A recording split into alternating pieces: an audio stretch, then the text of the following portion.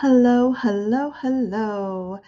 Okay, so welcome to my YouTube channel. My name is Johnny Zabka, and I am a teacher on Hallo. I also do other things as well, but today's lesson is going to feature heart idioms. Oh, I love heart idioms. Okay, so welcome to my channel. Okay, heart idioms. What are idioms? That's the first question many people ask. Idioms are phrases that native English speakers use often in everyday language, but what you hear may not be exactly what you think we mean. What I mean by that is sometimes you hear an idiom and think, oh, what are they saying? Like, it's raining cats and dogs outside. Raining cats and dogs? No, it cannot be. I do not see cats or dogs raining from the sky. All that means really is that it's raining very heavily. The rain is so fast and so heavy that we say it's raining cats and dogs. So idioms are a play on words. They're phrases of words put together, and when you look at the words, if you don't know the meaning, it doesn't make any sense. So we're going to practice some idioms. So today we have heart idioms. Welcome to my channel. You can do this. I know you can. All right. I am here rooting for you. And make sure if you are watching for the first time, you hit the subscribe button and the notification bell. That way, whenever I upload another video, you will be ready. You will know. Okay. Awesome. So here are some tips to help you. Many times, students will listen to a lesson, especially English learners, but then they don't think about how they will use those study tips. So make sure you take the time this week to think about how you will use any of what you are learning today.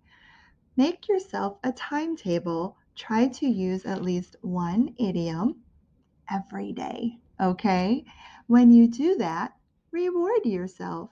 Give yourself some points, a high five, do something that makes you happy that you did something special and new and you did your English for the day. All right, here we go. Our lesson for today, heart idioms. A big heart. A big heart. What does someone with a big heart mean? Or what does having a big heart mean? Does that mean our heart is so big in our chest? No. This means it's said of someone kind and loving. Someone with a big heart is kind and loving. Here you see a picture of people donating their time and volunteering for a food pantry. They are collecting food. How awesome is that? Right? That they are doing that. Maybe you know of someone that has a big heart. You could say that maybe of your mother. Maybe your mother is someone who always invites people in for a dinner. You would say, my mother has a big heart. She is kind and loving to others and to you. She has a big heart. You could try using that sentence this week about someone you know, or he has a big heart. Can you think of someone right now? Picture that person and then use the pronoun he or she has a big heart. That's how you would use a big heart. Great job. If you are following along, and doing these exercises, you are already winning. Good. After my own heart. After my own heart. What does that mean? After my own heart. This is said of someone with similar preferences or values, such as, my daughter is after my own heart.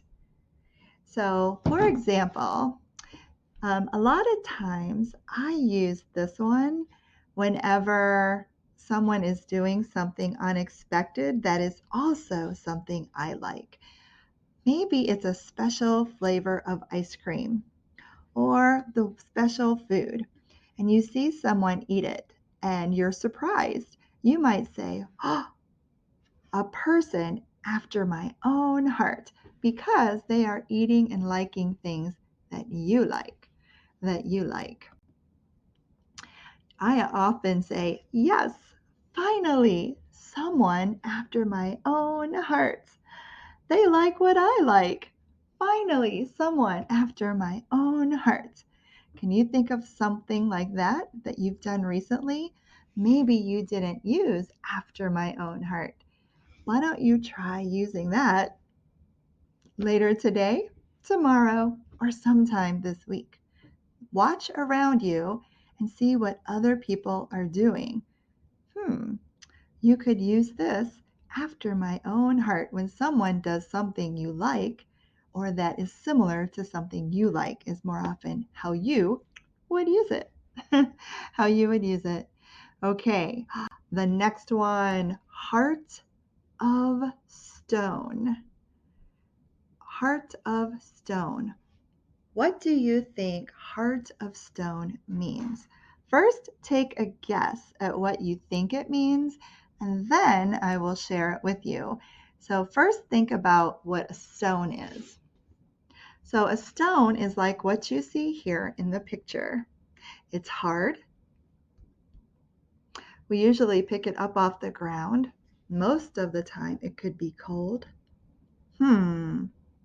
Thinking of those things, what does a person with a heart of stone, what would their character be like? What would they be like on the inside? A person with a heart of stone. Said of someone without sympathy. So sympathy means they have no feelings for others. No feelings for others. Someone could be sad and it does not affect them. They are like, whatever. It doesn't affect them. So a heart of stone said of someone without sympathy, without sympathy.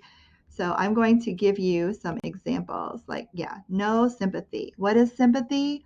A feeling of pity or sorrow for someone else. Someone is sad and maybe you are comforting them. You're making them feel better.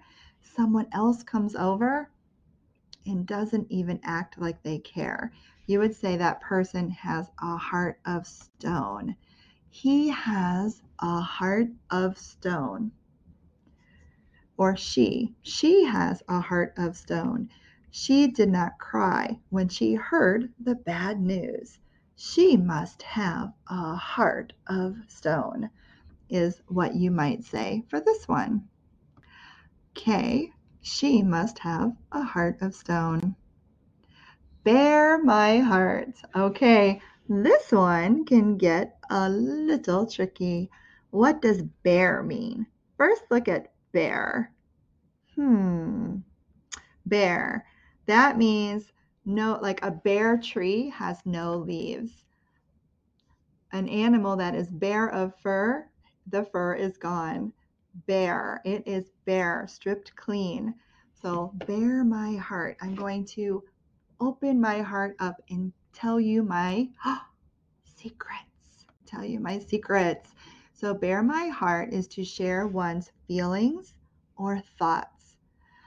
A lot of times this is used when you want to tell a secret. Maybe you have a secret you are thinking and you haven't shared it yet. You might say, I need to bare my heart to you. or you want to make sure someone else knows your feelings or your thoughts. It's to be honest and true to someone. I want to bare my heart. I want to be honest and true and tell you everything about me. It's time for me to bare my heart with you. To bare my heart with you. Let's be honest with each other and bare our hearts. Bare our hearts. Okay, so that's one way you might say you need to really, if you have a boyfriend or a girlfriend, you might want to bare your hearts with each other. Maybe you are just starting to date. You don't want to do that yet.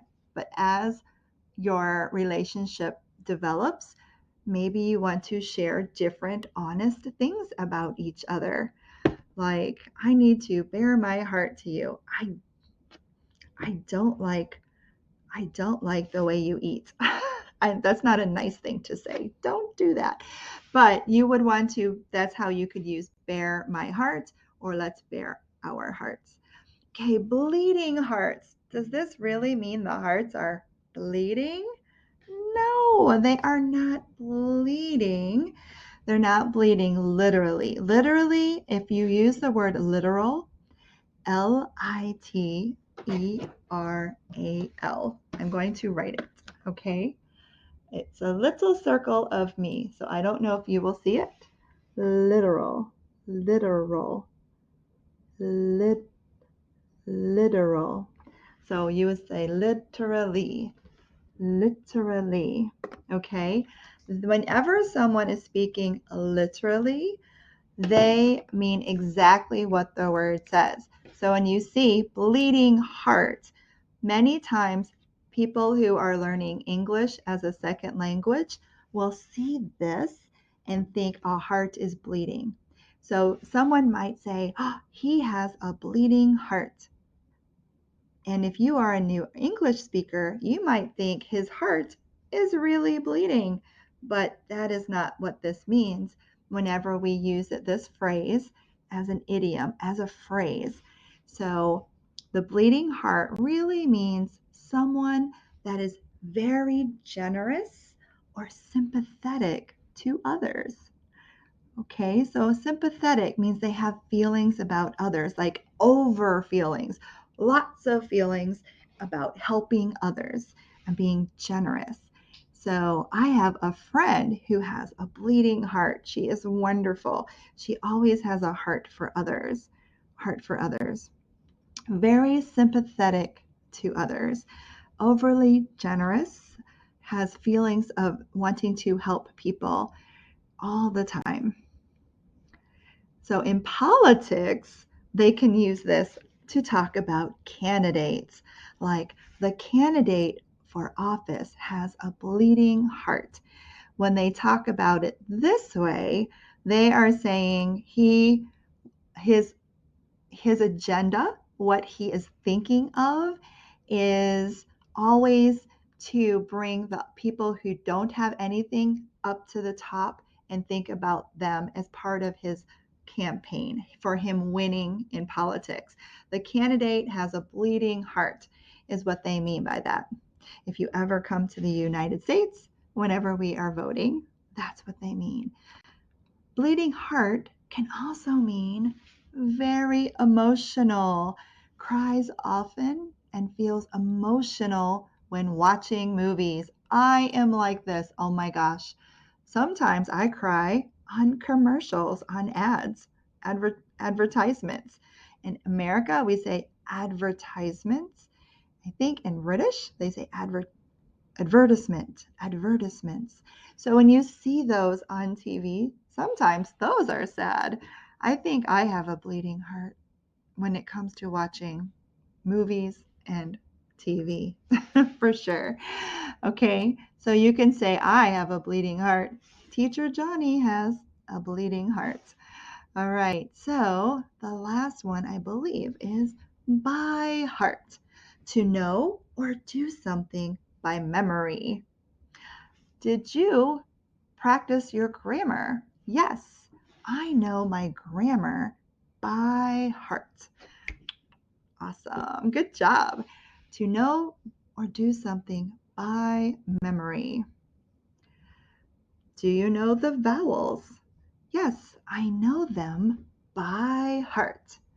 Do you know them? I'm asking you now. What are the vowels? A, E, I, O, and U. A, E, I, O, U. And guess what? I have a trick. If you've never seen this before, here is how I remember the vowels. I make a face now. I say A, E, I, O, U. That's how I make my face to remember my vowels. So A, E, I, O, U. Do you know the vowels? Yes, I know the vowels by heart. I know them by heart. Good. Know. What does the word know mean? K-N-O-W. That's when the teacher asks a question and the answer is in your head and you know you can answer. I know. I know. All right. Great job. You guys, we got all the way to here, understanding the lesson. If you are still here listening, high five. Bing. Yes, I'm going to give you some clapping. Ready?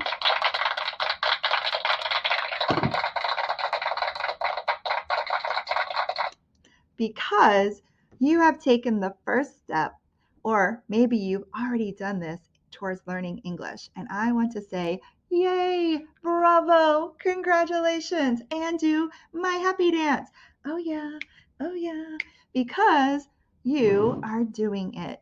You can do it. Okay, we are going to do a little practice here.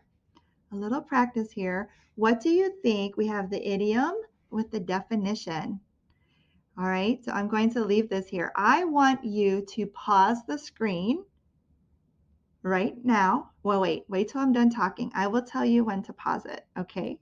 All right, I want you to write these down or screenshot them and then try to match them up, okay? And pause. So I'm going to say 1, 2, 3, pause. I want you to pause it. Write them down. When you're done writing them down, I want you to unpause. All right. Okay, here we go. 3, 2, 1, pause. Keep pausing. Okay, now that you are done pausing and you came back, did you pause it? Did you cheat? Keep pausing. All right, when you're done, you should be able to come back and hear me now. We're going to check your answers, okay? All right, here's the idiom. So going to use the idiom with the definition. Number 1, idiom, a big heart. Is someone with a big heart has what? Is one A, B, C, D, E, or F? Which one did you pick? Which one? Okay, so a big heart is kind and loving. So 1 goes to D. 1D, kind and loving. Number 2, after my own heart. After my own heart is F, letter F. Share similar likes, dislikes, or activities. Number 3, heart of stone. Heart of stone. That is A. A. No sympathy. No sympathy. Okay? Bear my heart.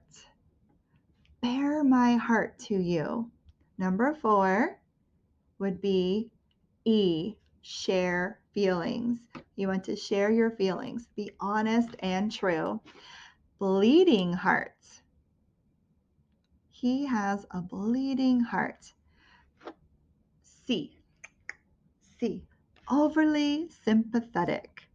Overly sympathetic. Okay? And then by heart. By heart. I knew it. By heart. Number 6 is B. From memory. How well did you do? I don't know. because I can't see you. But guess what? I know you tried, and I want to say great job for trying. If you got all of them right, 100%, you can do your own happy dance. Do, do, do, do, do, do, do. If you got some incorrect, that's okay. Keep practicing. That's why you are here. High five, everyone, for doing your best. Okay. All right, let's practice context. So, what you can do is practice these. You can do a screenshot. If you wrote these down, just use what you already wrote down of this. So you can pause this, take a screenshot, and write your own sentences. Use good grammar, punctuation, and where are those capital letters, the big letters, okay?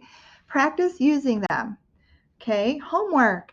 Use one or more idioms from today's lesson to use at least once every day this week, okay? So when you use them, the more you use them in everyday language, the more you will understand native English speakers and when they use the idiom, and it will become natural to you. Join me on Hallo.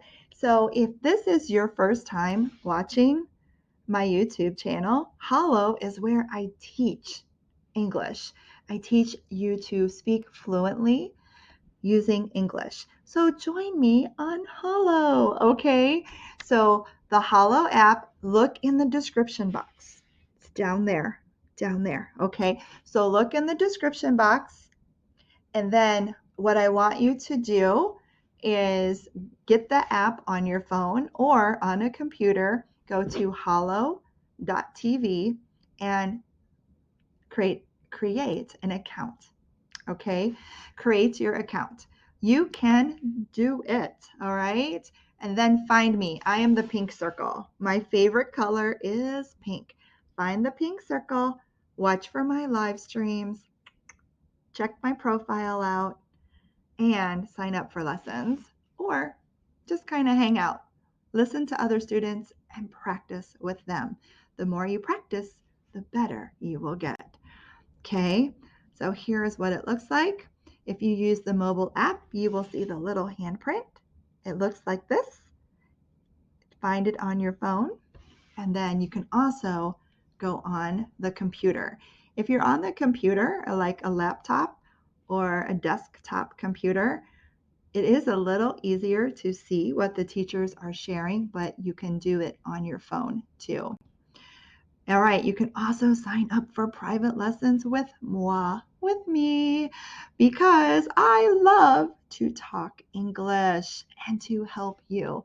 That's what I am here to do. And I want to say as a final thank you for watching. All right, thank you guys.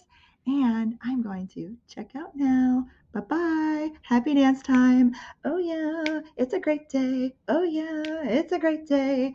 Catch you around. Bye.